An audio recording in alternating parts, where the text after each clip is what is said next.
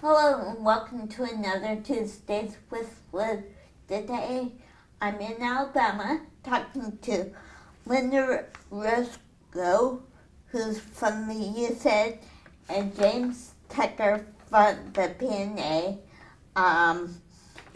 And today we're going to be talking about how the Developmental Disability Network works. We haven't ever talked about that, so I'm very excited to be talking about that today. So welcome, Linda and James. Thank you, Liz. Thank you. The first question is, can you explain to the audience how the DD Act works in Alabama?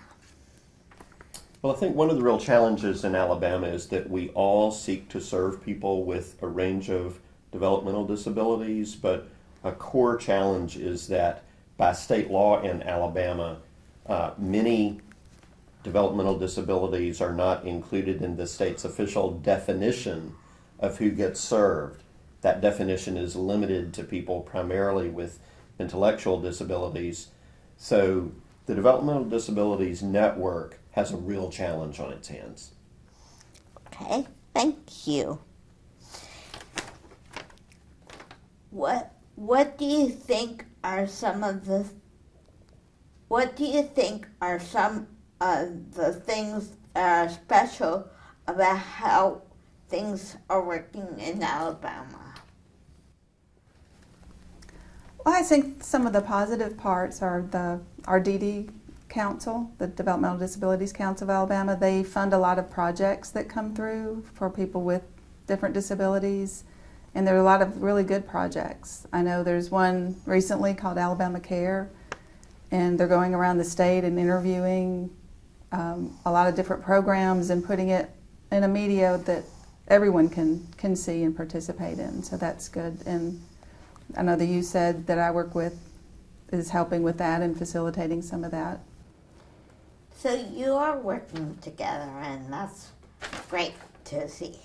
They might not be physically here, but you are working with them in a lot of ways. That's really good to see. Why is it important for all the DD Network partners to work together? I think it's really important to work together because, as President Lincoln famously said, a house divided cannot stand. So the three members of the DD network in the state do work together to pursue policy issues that are fundamentally important. So, for example, expanding services to people with a range of developmental disabilities while working on some of those core definitional issues that we were mentioning earlier. What does fundamental mean? The most important things. So we're all trying hard to focus on what's most important for the people who we serve and work with. Okay, thank you. And the last question is, how can people around the country, because this is a national audience, how can they get involved in their state? Well, within our UCEDD, we have the CAC, the Consumer Advisory Council, and we have members of that throughout the state. And we try to include people with disabilities, family members, and different program directors that serve that community. So every state has one of those, and that's a great way to become involved. Usually there's a website for your UCEDD, and there's a link to go on that if you're looking to participate. And how can the PNA do that?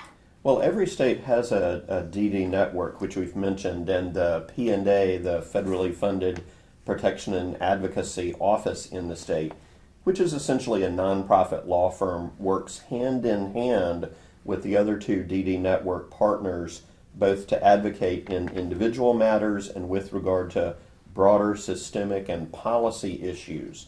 So I think that opportunity for work together exists in all states and territories. What does systematically mean?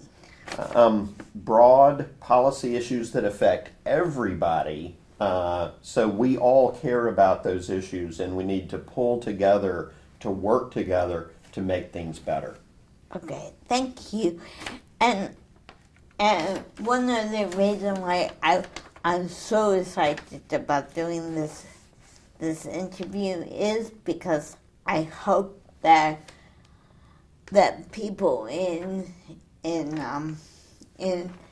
Massachusetts, people everywhere, people in Maryland, people in all over the country can work together, and the DD network will be strengthened in a lot of ways.